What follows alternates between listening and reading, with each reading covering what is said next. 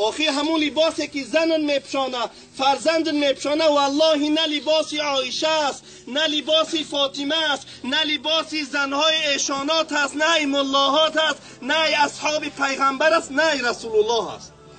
با خود بیایید امروز او لباسی که بالای ما آوردن از زانو بالا و از آرنج بالا، والله لباس ملت تاجیک نیست.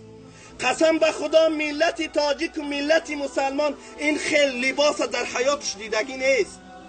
لباس تو ای زنی مسلمان، لباس تو ای مردی مسلمان، لباس محمد و زنهای محمد است. تا درجه به مسئولیت شدیم که والله در مسجد همه غیبت هست، سخن ای سیاست هست، از همه چیز هست، اما سخن خدا در مسجد نیست. پس این ملت کجا بروه؟ پس مسئولیت این ملت در دست کیست؟ اگر این خاندان تا خودت اگر فرائض الهی را تعلیم نتی، اگر سنت پیغمبر را تعلیم نتی، اگر همون قرآن تعلیم نتی، پس به فرزندی تو کی رحم میکنه که خودت رحم نکردی؟ الحمدلله رب العالمین والصلاة والسلام على أشرف الأنبياء والمرسلين وعلى آله وجميع صحابته أجمعين، أما بعد، فقال الله: يا أيها الذين آمنوا قوا أنفسكم وأهليكم نارا. ای بندگان خداوند، الله جل شأنه برای شما میفرماید که شما خودتان و خاندان خودتان از آتش دوزخ نجات بدهید. یک مسئله مهمی که میخواهم امروز صحبت کنم به مسئولیتی پدر و مادر نسبت به فرزند است. قسم به الله که امروز فرزند مسلمان چنان به صاحب شده است که حتی همون گوسفندایی که در کاه هستن اونهای خیلی به صاحب نیستن. برای فرزندت بهترین لباس میگیری، برای فرزندت از طلا و از خوراکه و از همه مال دنیا مهیا میکنی، لیکن یک بار فکر نمیکنی که فرزندی تو چه خیلی لباس میپوشونه.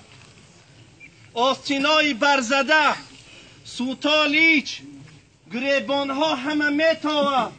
شاید که ده همه خونه ها انتن ها هم باشه که همه کنایه‌های فاحشگی هست. با وجود این باز کناها یا همون فاحشه هایی که شیرخانی میکنن با فرزند تا همون را اجاره میگیری و همون سیدیش هم یاری میمانی که دختر یاد بگیره. پس چی مسئولیتی داری در پیش خدا؟ رسول اکرم صلی الله علیه و سلم میفرماید هر کسی را که الله جل شأنه مسئولیتی داد، ای پدری عزیز، ای مادری عزیز، ای موی سفیدی عزیز، اگر این امانت الهی را خیانت کنی و روز قیامت به خدا و پیامبر روبرو شی، رسول اکرم صلی الله علیه و سلم می فرماید که جنت من برای تو حرام کردم. این سخن پیغمبر از الله جل شأنه است. یک بار به خودمون بیاییم که به خدا قسم فرزندامو تای ترسگاه بازی میکنند در ها، دخترام آستینای برزده هممو به قواره در خونه ها مخواهیم، زنامو در بازار خرید کنی میروند. به خدا قسم عیب است. اگر از خلق خدا از الله هم حیا نمیکنی، از خلق خدا حیا کن. نخواد تا این درجه را رسیده باشه که زنت و فرزندت پاهاش بالا که اگه روز تا گه در بازار هست، لیکن غیرت مثل یک حیوان نیست که بخیزی برای خودت خرید کنی و مانی او را در خانه بیسته. آخی همون لباسی که زنن میپشانه، فرزندن میپشانه، والله نه لباسی عایشه است، نه لباسی فاطمه است، نه لباسی زنهای ایشانات است، نه ملاحات است، نه اصحاب پیغمبر است، نه رسول الله است. پس اگه خطا در جای همون اصحاب رسول الله مان دعوای مسلمانی داری، کجا شد لباسی مسلمانی؟ کجا شد او آستینی درازد؟ کجا شد او روی مالکی گردن تبار میکرد؟ کجا شد اون نصیحتت که موسفید که درها نصیحت میکنی امروز اونم بس کرده؟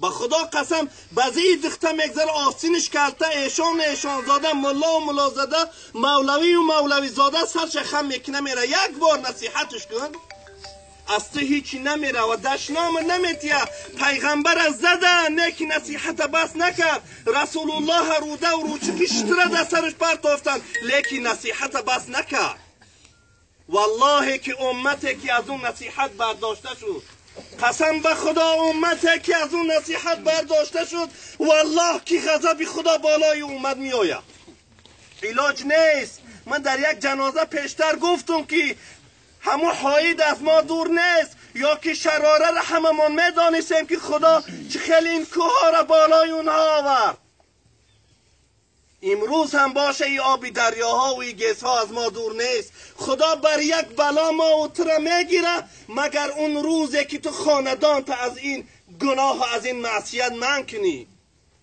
تا درجه به مسئولیت شدیم که والله در مسجد همه غیبت هست سخنی از سیاست هست از همه چیز هست اما سخن خدا در مسجد نیست پس این ملت کجا بروه پس مسئولیت این ملت در دست کیست اگر این خاندان تا خودت اگر فرائض الهی را تعلیم نتی اگر سنت پیغمبر را تعلیم نتی اگر همون قرآن تعلیم نتی پس به فرزندی تو کی رحم میکنه که خودت رحم نکردی اگر داخل شدن دوزخ برای دخترت خودت رحم نکنی هیچگاه یه همسایت رحمت نمیکنه به خود بیایی امروز او لباسی که بالای ما آوردن از زانو بالا و از آرنج بالا والله لباس ملت تاجیک نیست قسم به خدا ملت تاجیک و ملت مسلمان این خیل لباس در حیاتش دیدگی نیست لباس تو ای زنی مسلمان لباس تو ای مردی مسلمان لباس محمد و زنهای محمد است دعا کنیم که الله جل شانو سفر این حاج باوا را به خطر گردونده باشد و صحبت خدا و پیغمبر خداوند روز قیامت نصیبش کرده باشد و بهترین جنت که جنات الهی است به فضل کرمش او الله این بابی مان نصیب کرده باشد یا رب العالمین الله اکبر